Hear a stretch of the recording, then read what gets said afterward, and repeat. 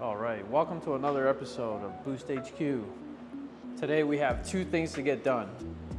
First, we got to get the wheels off this car to get the tires off so we can powder coat them once the powder arrives. That won't be today, but that'll be eventually in another video. But that's one of our first goals. So then we can take it to Rod so he can remove those tires for us. And then we got to finish this engine, which all that's left on it is really just assemble the intake manifold and plumb all the hoses for it. That will be later on. Let's start by taking out these wheels and going over to Rod. I have to move it. It is a little bit close to the wall over there, and I won't have enough room to take the wheels out.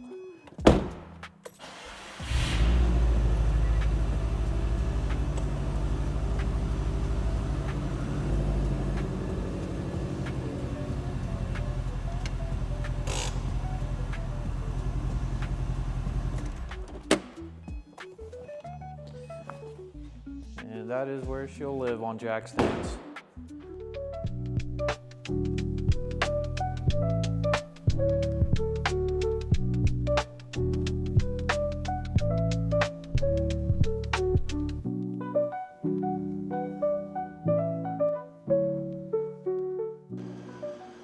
Now that we got the car on jack stands, now we're going to start removing the wheels.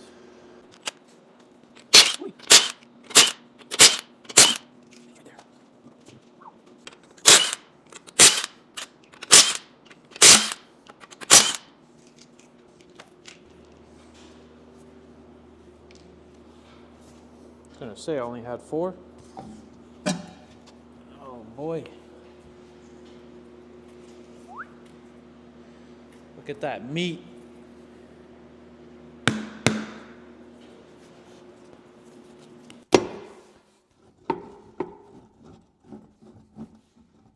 Can't wait to get a lift.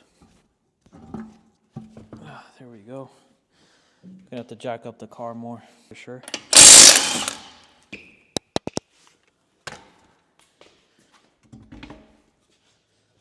All right. Just to show everyone, these wheels were viciously curbed. The guy must have had his girlfriend take the car for like, I don't know, man, a whole day, I guess. Because I don't see how you do this to every single wheel. Look at that. Every wheel has curb rash. Like within a span of more than a foot.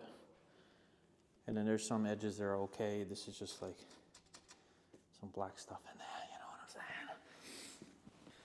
Let's get these loaded up and go to Rod. All we have is Subarus at the house.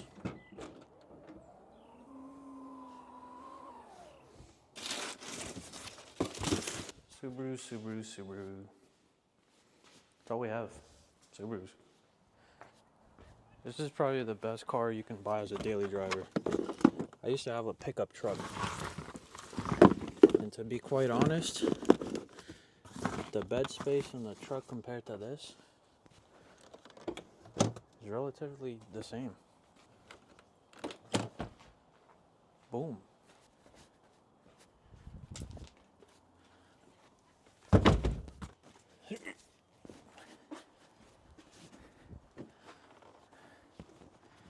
Now what you could do with this, you could have them all standing and it would fit back here, but I'd rather have them laid down. I mean, I don't care. Faces doesn't really matter here, but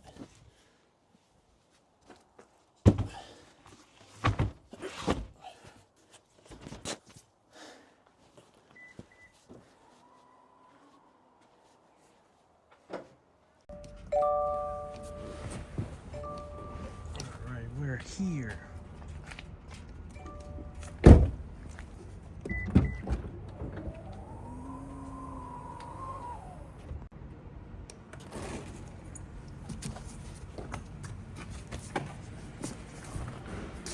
Rod! A few hours later. And now we're back from Rod's.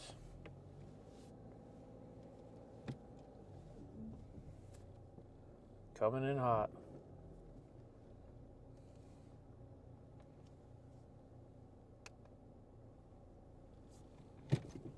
All right, we gotta take these out quick. Letting the heat out. Look at that. Nice set of curved wheels.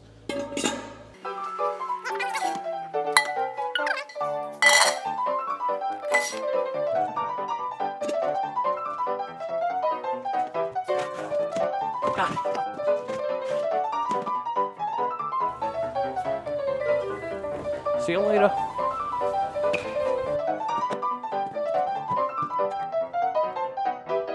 Okay, so now we're back from rods. We got all the wheels and tires separated. In the future, this will be a different video. I'm still waiting on the powder coating to come in for these. These are gonna be a ultra black chrome from Prismatic Powders. That will be the finish we will be doing. And then, not sure if these tires are gonna go back on, possibly not, maybe just an all season, but we gotta get back to this and finish it. So, coming back to this, we have to Cerakote those fuel lines and some other random hard lines that was on this. After that, once we get that done, we can start assembling this intake manifold and wrap up this engine build. This is like one of the last few pieces that we need to prep. So I'm just gonna go ahead and put this through the wire wheel, since I don't want to get any media inside this very small hole. Inside that very small hole there. So I imagine getting media in there would not be ideal. So I'm gonna hit it with the wire wheel. So this is a before of the part.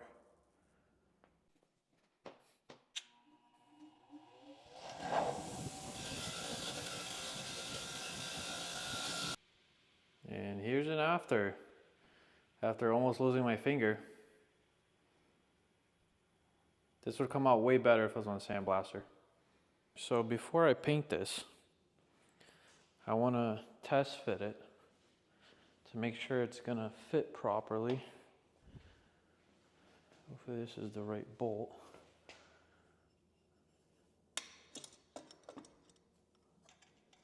And it's not, but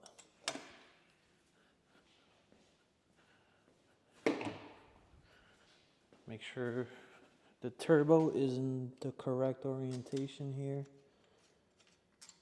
I mean, whatever. Does that matter? In a sense, yes. All right, now we got the right bolt. So put this guy right here. Might as well just leave it here. Okay, so put that guy there. And then, since this is, we're missing another bracket for the turbo.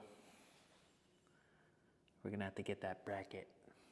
But this is somewhat its location, right? So now that it lives there, we just want to get this close. And how the hell does that work?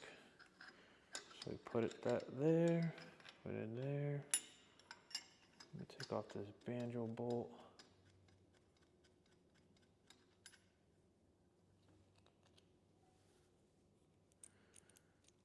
Newly zinced bolts are always so nice.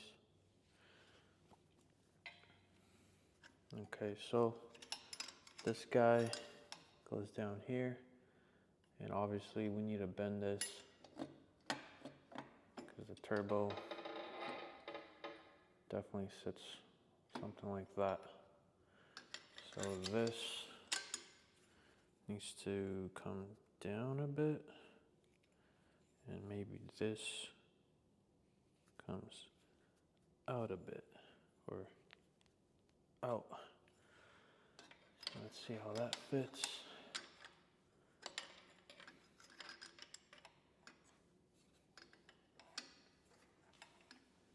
Probably gonna put these banjos on. I think I bent it the wrong way.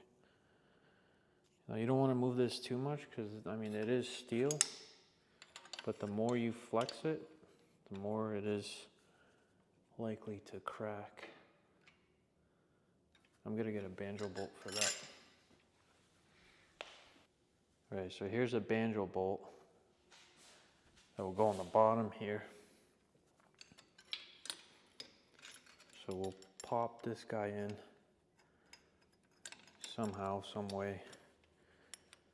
Pop that in there first. Come on. This would be where the oil comes out to go into the turbo. So we're just gonna make that nice and snug there. Now the orientation of this, we just wanna make sure it's not gonna hit anything. So I mean, it's somewhat there. So now this needs to twist a bit. And then this probably needs to come down like so. And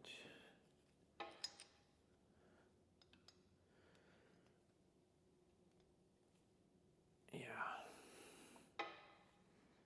this is not ideal.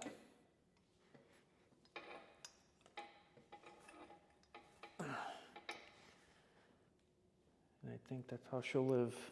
Looks pretty good to me, man. Let's see if this top banjo will go in. If it does, then that's how we know we did our job right.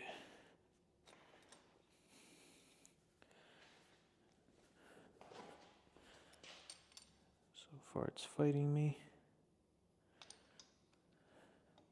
That looks better. So now let's stick it in there. Come on.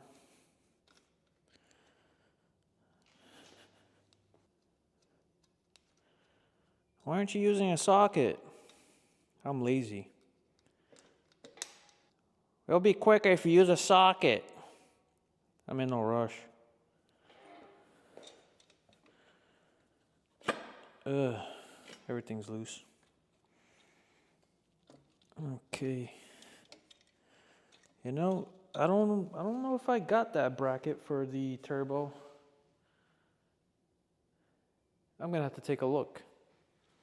But that looks good to me.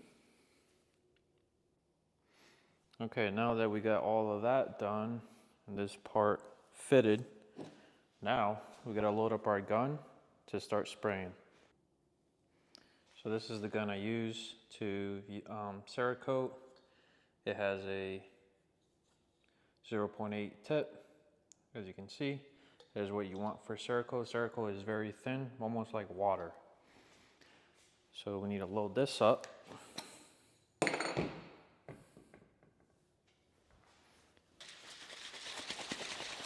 Shake them real well.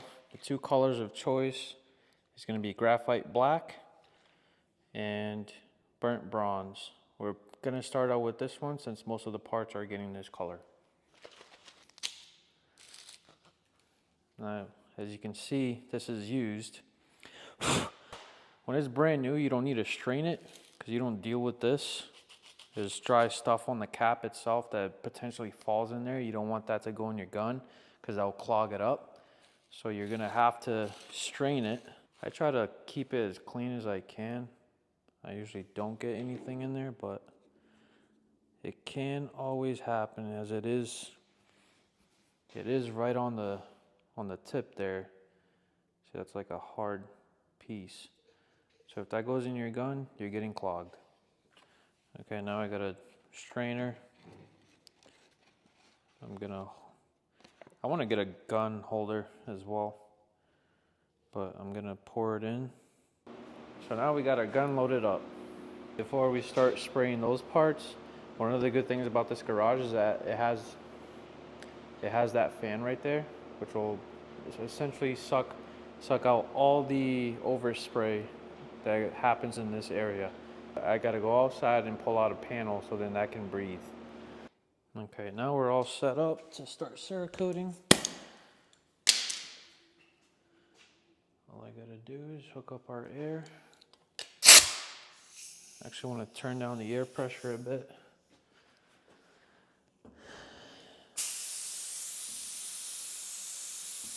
I'm gonna bring it down to like 80. The gun itself gets set to like 30 psi. So 30 psi is the ideal, from what I found, the ideal pressure that you want to spray this stuff at. Because like I said, it's like much like water. Let me just move this out of the way. And we're gonna start spraying the pieces.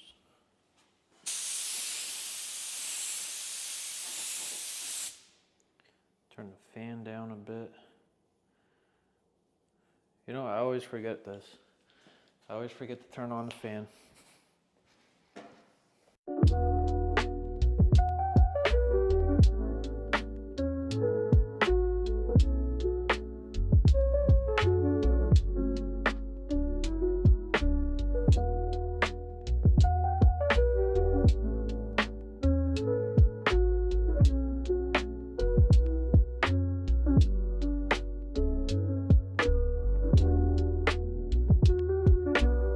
While we wait for those parts to dry, real quick, we have this STI pulley. I mean, this is in way better condition than this one was. What we're gonna do, I'm gonna show you how I took a pulley that looked like this before and turn it into that. First thing I wanna do is try to remove any of this stuff that's peeling up.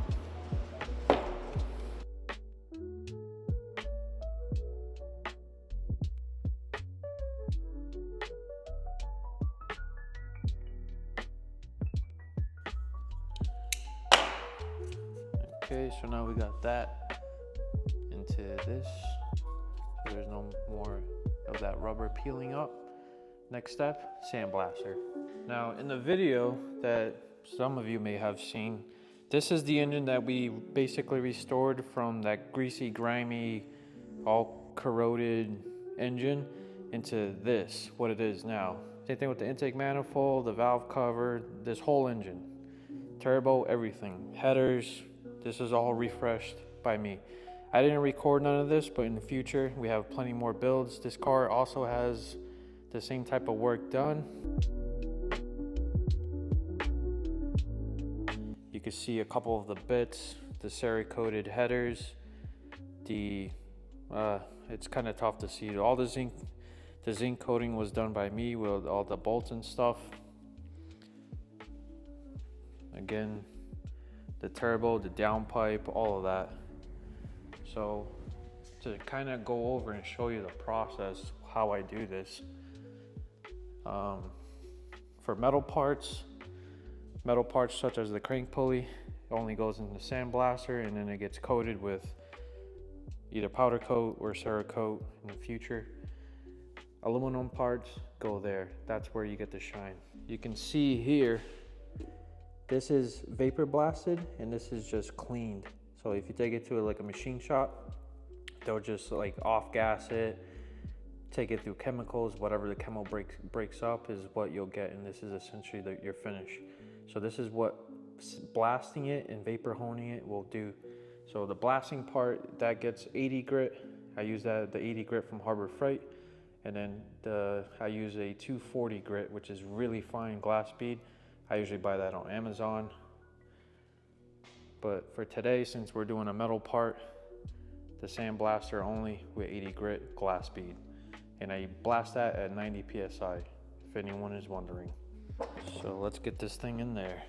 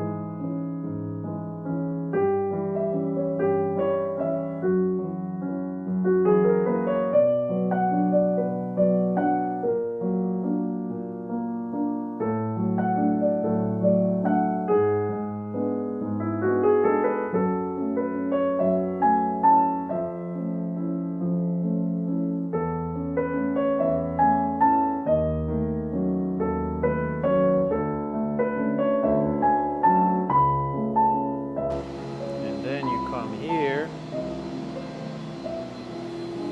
turn off the vacuum. Compressor's kicked on. Come in here, take your card out, close it back up. I'm doing this one-handed, kind of weird. And boom, look at that.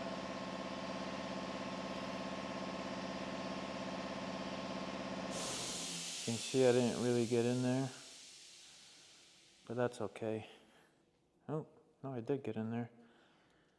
There's just loose pieces. But this came out perfect. Now all that's left is to coat it. And it'll end up looking like this one. Get back onto this and do our second coat.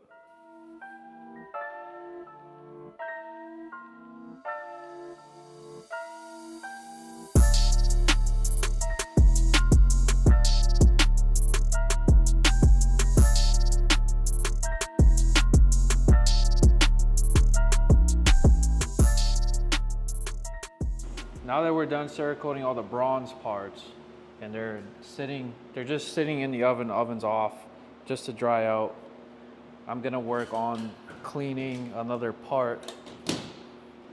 On the intake manifold, the TGVs had this old gasket on it, so all we have to do is just kind of clean this off and make it look like this one, ready for a new gasket. The first thing I'm going to do is simply just go through it with a razor blade, scrape off the old gasket.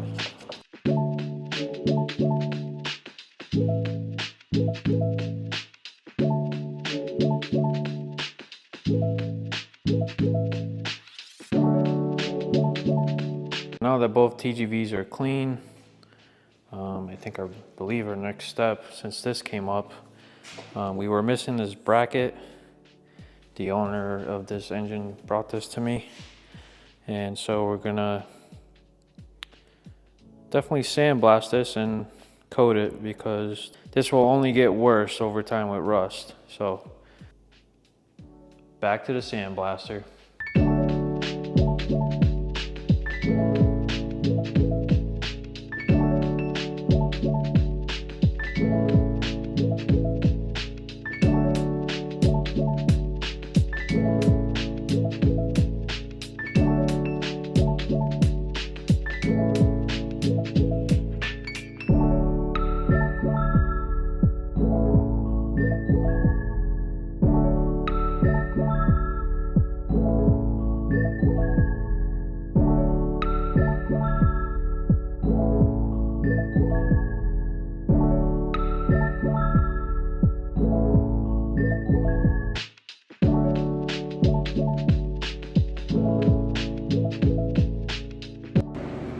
All right, now I think it's time. My mic died. We're gonna start assembling the intake manifold. Put all the fuel lines on there. Once we get all the fuel lines on there, start routing the wiring harness back on it and get it on the motor. This was not a fun project to put together, especially when all the fuel lines were bent. One of them was cut, and I didn't even know the position of everything because I didn't really take it apart or put it together in the first place. So I was figuring things out as I went, struggled a bit, but at the end, we got it done, yeah? It's all that matters!